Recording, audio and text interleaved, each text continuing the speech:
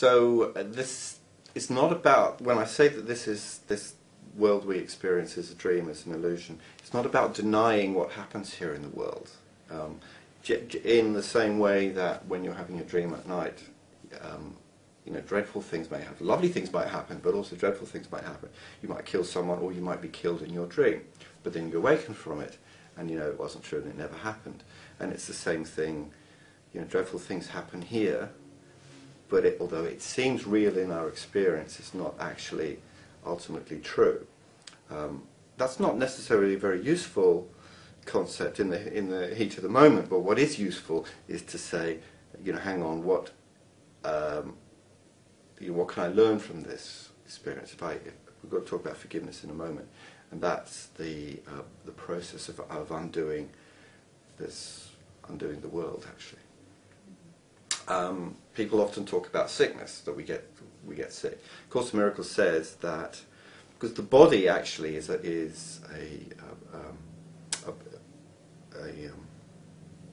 it's like created by, our whole experience here in the world is created by the mind. So our minds are the creative force in the universe. So a sick body, it comes about by a sick mind, and as we heal our mind, then we can heal our bodies. Now, it may not necessarily follow that as we heal our minds that our bodies get well. However, we'll have a different perception about our illness, and the idea is to find peace around it, and that helps in this healing, in this process of changing our minds about being here.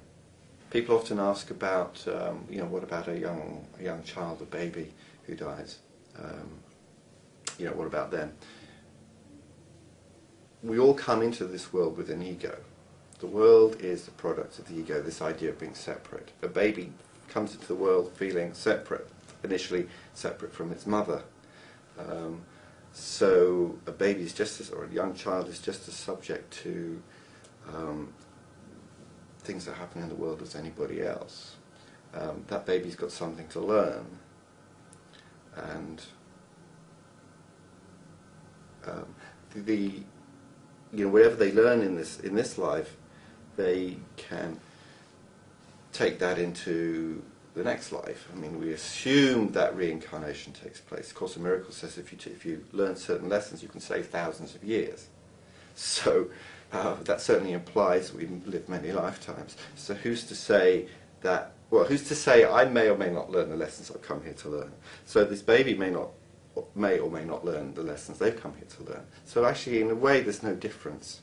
I mean, it seems very cruel to us because we believe in the reality of the body. It seems very cruel that if a young baby dies. But if we're not here and it's not real anyway, then it's no worse than it's not cruel, and it's no worse than anything that happens to anybody else.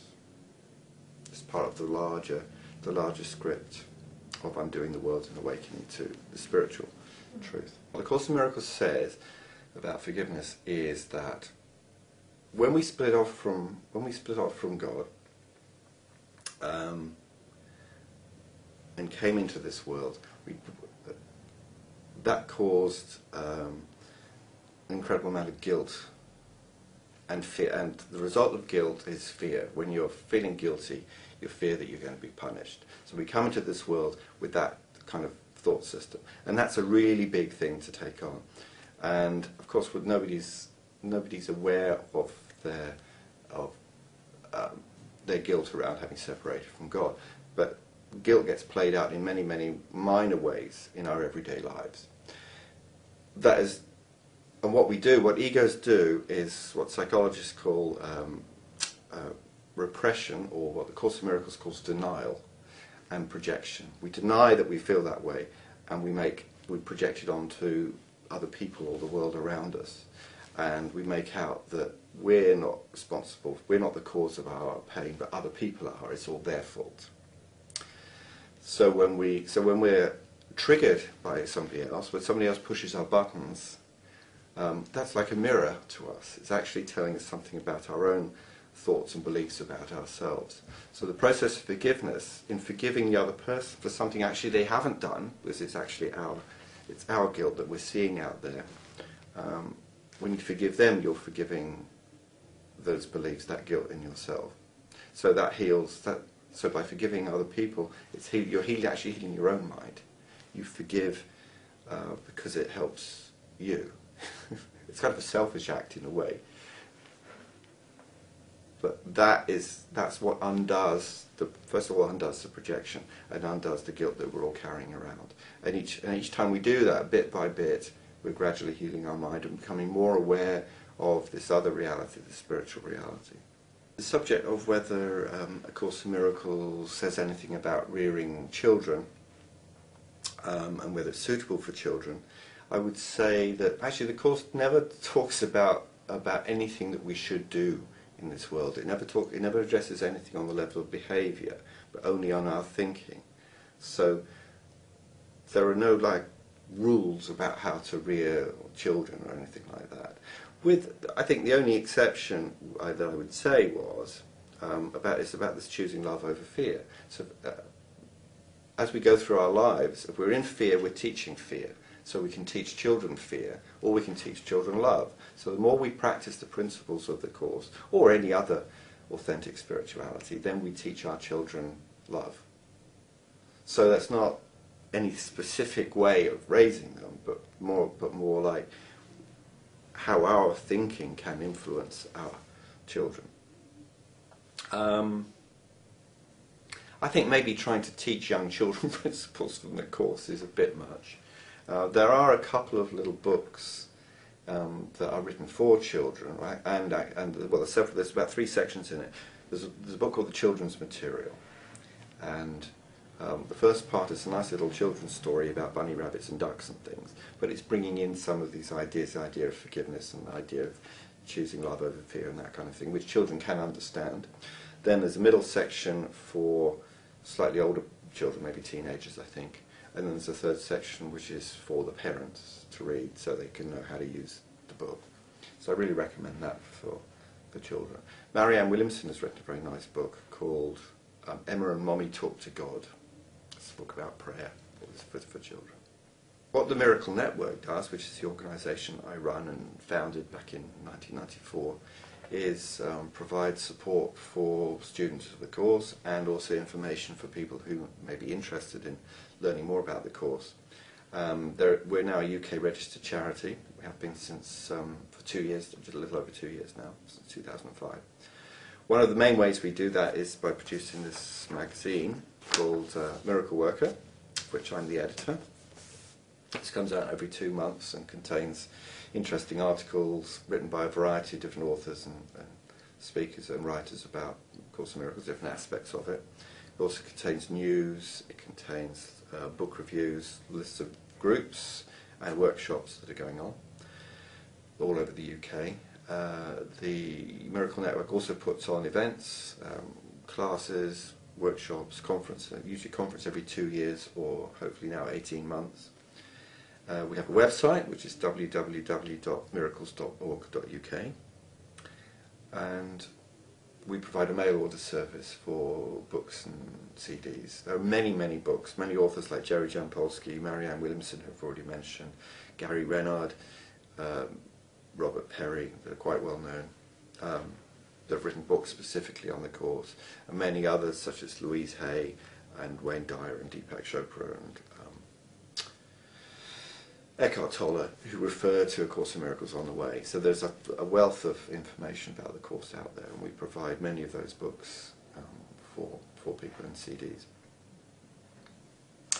We have another very nice little event called the Miracle Cafe, which takes place on the last Thursday of every month in Covent Garden, and that's like a nice social evening. We have a different speaker every month to talk about a different subject. We'll talk about their own pet subject in relation to A Course in Miracles. We have food, naturally, at a cafe.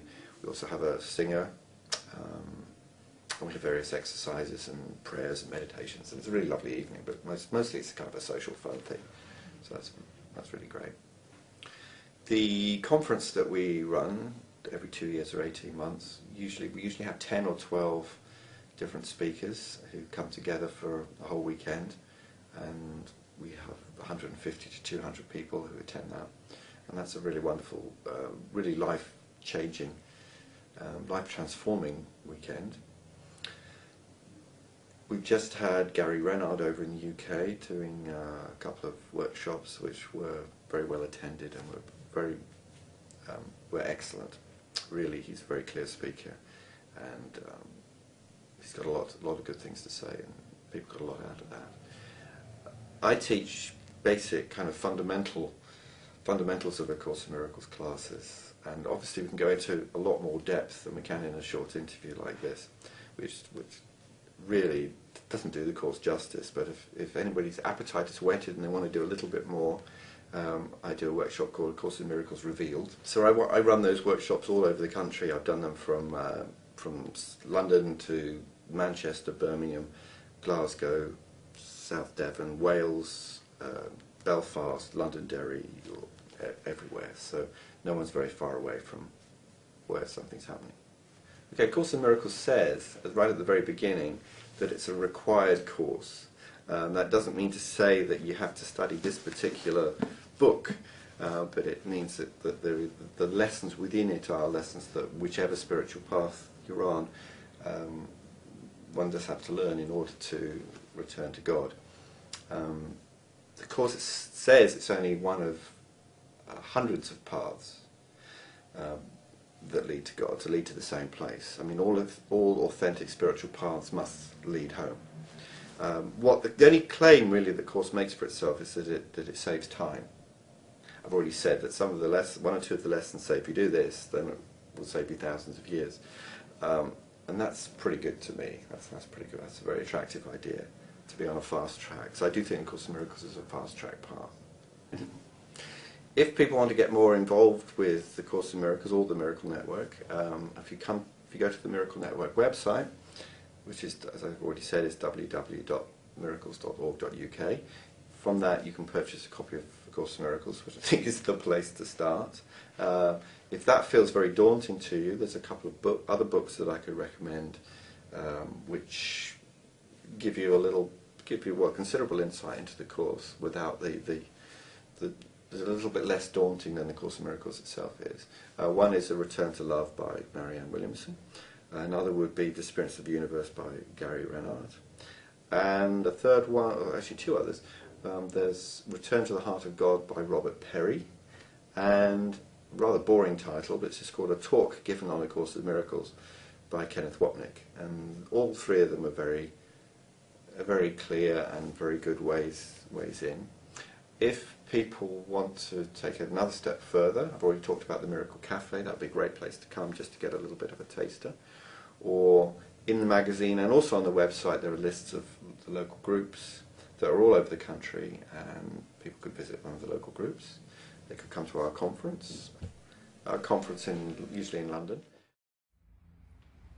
It's as if the world is a marketplace for this thing called love that we can find and lose, that we can have and sometimes not have. And A Course in Miracles says that this search for love is actually a denial of love. Every time we search for love, we are denying the truth. We are forgetting the truth, because we're not really here to search for love. We are here to be the presence of love, to identify with love, and to recognize that each and every one of us truly are that which we seek. If you're not in the UK, then on our website there are also there's a links page to organisations worldwide, quite a few in Europe, quite a few in Australia and the United States. There are many parts of the world that don't seem to have any organisations, but I think there are groups meeting in something like 50 odd countries in the world. There's a website which is www.miraclecenter.org, and it's centre spelt the American way, so it's CENTER, miraclecenter.org, and that has a list of worldwide groups. So if you're out in Mongolia, you might find there's a group there.